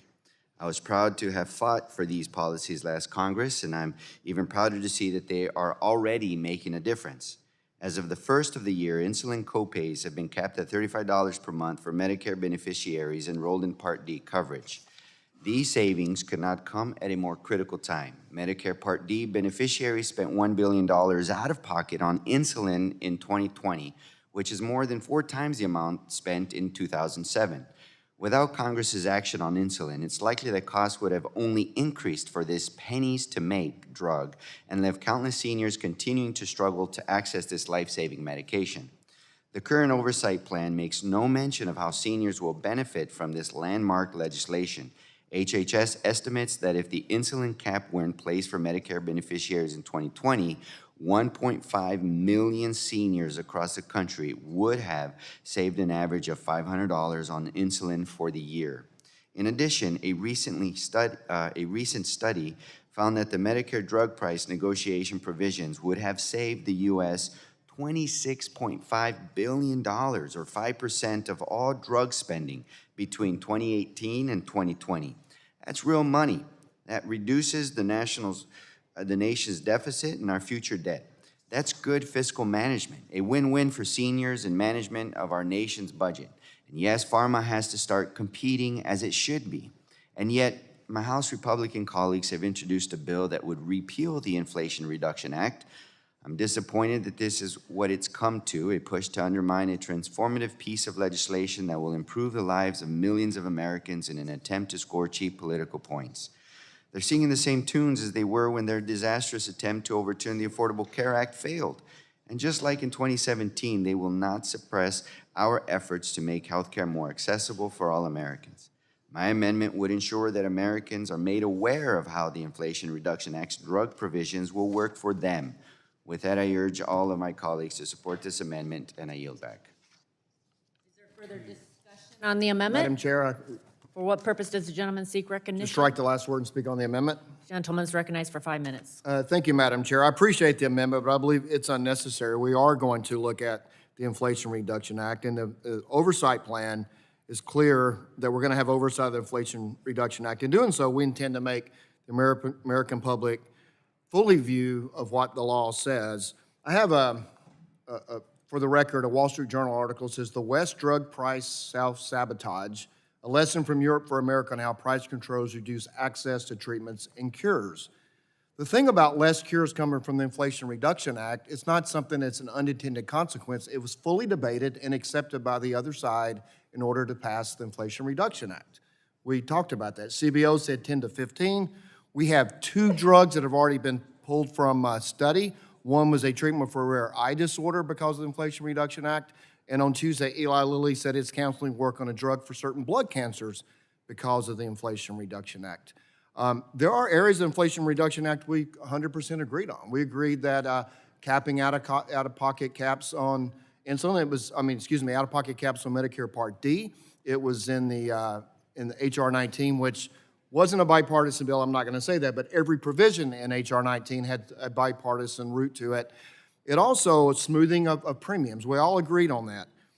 It also, the Inflation Reduction Act repealed the rebate rule that the Trump administration put in, because the problem with the growth of insulin over the last few years in all drugs is the difference of list price and net price. And we're going to get to the bottom of the delta between list price and net prices, but if you pay net price at the counter, which you would have under the Trump rule, then you would have had the insulin at the price that people can afford to pay, not at the several $100s people are having to pay now. But that went away because of the Inflation Reduction Act. So we're going to have full debate on the Inflation Reduction. Also, after the first of the year, 1,000 drugs during the month of January have raised their launch prices because of the government controls moving forward. So remember, you can't pay what Europe pays and not get what Europe gets. We need to debate that. We need to make sure that we have access to these life-saving cures. We want lower drug prices. We want more cures. And we could do that. We could have done that with H.R. 19. Unfortunately, we went down the other path. I suggest that my colleagues vote against this amendment. And let's do oversight. And let's debate the Inflation Reduction Act as we move forward. I look forward to that debate. And I yield back. Further discussion on the amendment? If there's no further discussion, the vote occurs on the amendment. A recorded vote has been requested. The clerk will call the roll. Mr. Burgess. Mr. Burgess votes no. Mr. Latta. Mr. Latta votes no. Mr. Guthrie. Mr. Guthrie votes no. Mr. Griffith. Mr. Griffith votes no. Mr. Bilirakis. Mr. Johnson. Mr. Johnson votes no. Mr. Bouchon. Mr. Bouchon votes no. Mr. Hudson. Mr. Hudson votes no. Mr. Wahlberg. Mr. Wahlberg votes no. Mr. Carter. Mr. Carter votes no. Mr. Duncan. Mr. Palmer. Mr. Palmer votes no. Mr. Dunn. Mr. Dunn votes no. Mr. Curtis. Mr. Curtis votes no. Ms. Lesko. Ms. Lesko votes no. Mr. Pence. Mr. Pence votes no. Mr. Crenshaw. Mr. Joyce. Mr. Joyce votes no. Mr. Armstrong. Mr. Armstrong votes no. Mr. Weber. Mr. Weber votes no. Mr. Allen. Mr. Allen votes no. Mr. Balderson. Mr. Balderson votes no. Mr. Fulcher. Mr. Fulcher votes no. Mr. Pfluger. Mr. Pfluger votes no. Ms. Harshbarger. Ms. Harshbarger votes no. Ms. Miller-Meeks. Ms. Miller-Meeks votes no. Ms. Kamick. Ms. Kamick votes no. Mr. Olbernolte. Mr. Olbernolte votes no. Mr. Pallone. Mr. Pallone votes aye. Ms. Eshoo. Ms. DeGette. Ms. DeGette votes aye. Ms. Schakowsky. Ms. Schakowsky votes aye. Ms. Matsui. Ms. Matsui votes aye. Ms. Castor. Mr. Sarbanes. Mr. Sarbanes votes aye. Mr. Tonko. Aye. Mr. Tonko votes aye. Ms. Clark. Ms. Clark votes aye. Mr. Cardenas. Mr. Cardenas votes aye. Mr. Ruiz. Mr. Ruiz votes aye. Mr. Peters. Mr. Peters votes aye. Ms. Dingle. Ms. Dingle votes aye. Mr. Veazey. Mr. Veazey votes aye. Ms. Custer. Ms. Kelly. Ms. Kelly votes aye. Ms. Barragon. Ms. Blunt-Rochester. Ms. Blunt-Rochester votes aye. Mr. Soto. Ms. Craig. Ms. Schreier. Ms. Schreier votes aye. Ms. Trahan. Ms. Fletcher. Ms. Fletcher votes aye. Chair Rodgers. No. Chair Rodgers votes no. Mr. Bilirakis is not recorded. Mr. Bilirakis votes no.